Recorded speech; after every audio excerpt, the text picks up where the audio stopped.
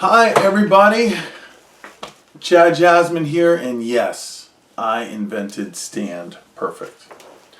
Please go to my website, standperfect.com, and find out everything you need to know about my invention and how it works. I'm incredibly excited about it, and today is day 12. Today is day 12 of my 90-day Superhuman Body Transformation Challenge. It's going incredibly well, and I want to thank you for being part of it and checking it all out.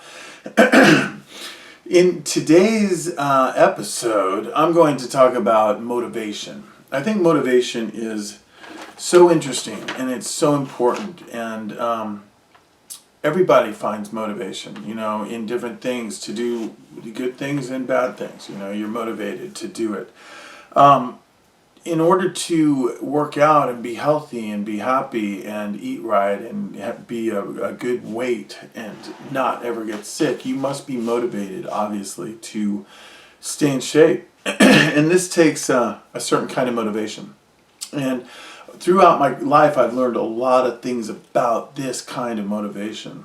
And it's very interesting. As a musician and a performer, I always found a lot of motivation in having a show, because if I had a show in 3 weeks, I knew that I needed to get ripped. I needed to get in shape, not only for ego reasons to look good, but also as a performer, you want to be able to dig deep and find power and find energy and stamina on stage and be able to be dynamic. And so that in itself was a lot of motivation to get ready and eat right and get my rest and eat perfectly and work out and breathe and all those things. So that was happy motivation. I'm going to give an example of there's also motivation where you get a little angry and you're mad, and the anger motivates you to do things. And I'll give you an example of that, and here's how that worked. My birthday was February 7th, a few months back, and I turned 53 years old. And excuse me. And I had some friends over, and it was a beautiful night, beautiful gathering. And my friend Kip came over, who I love dearly, I consider him one of my dearest friends. And he basically told me that I looked disgusting, that I was fat. He's like, dude, you look fat. Look at your belly, man. You look, I can't even look at you right now. You're so gross. And I'm like, I'm not fat. It's my birthday.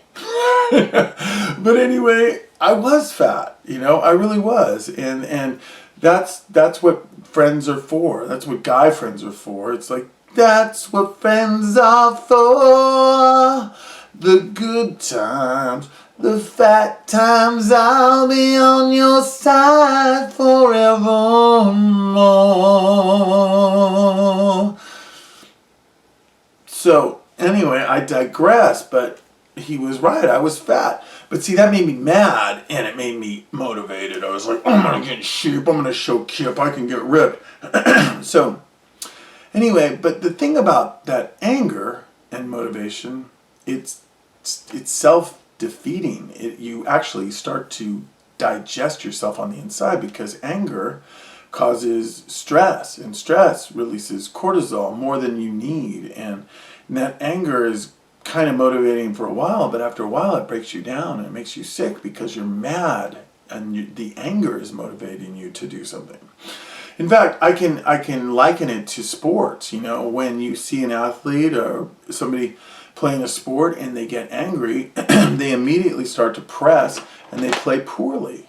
And it's because anger is not the proper motivation. Anger is not the way to get motivated. Although, there is one exception to that rule, and the only player that I ever saw play good when he got angry was Jerry West.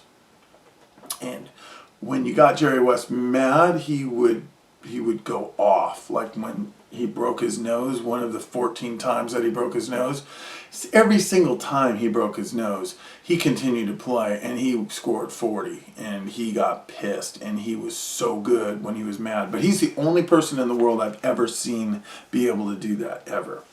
So what I'm trying to get across in this episode is that find a motivation that makes you happy.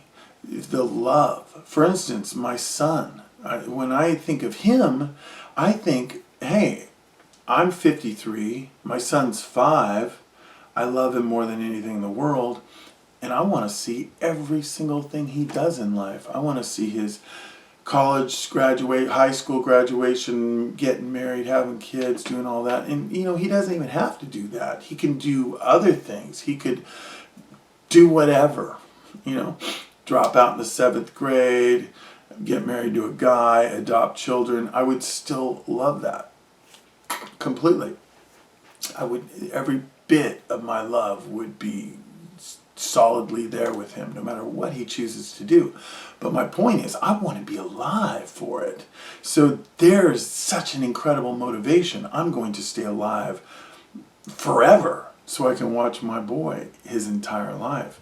I'm going to stay young. I'm going to stay committed to this healthy thing. I'm going to stay accountable, and I'm going to be better every single day because of my boy. Also, my wife, she's so gorgeous and beautiful and such a beautiful person and mother and wife that I want to stay fit and happy and good for her. I want to be there for her. And I'm drawing motivation from these kinds of things. And that happiness motivation fills your heart with love, and you're able to perform at a crazy good level. And for instance, my invention, my Stand Perfect, I'm so excited about this. I'm so incredibly motivated to get this in the hands of other parents, other fathers and mothers and coaches, because I know it's such a valuable tool to help little kids be better at sports. And that's an incredibly powerful thing for me to know that I'm going to help people. So I'm drawing motivation from that, and that is powerful, strong motivation. So the lesson here is, don't draw your motivation from anger or I'll show you kind of motivation. Draw your motivation from what you love. Pull from what you love, because the anger will defeat you in the end, but the love will make you transcend and rise above and be the very best you can possibly be.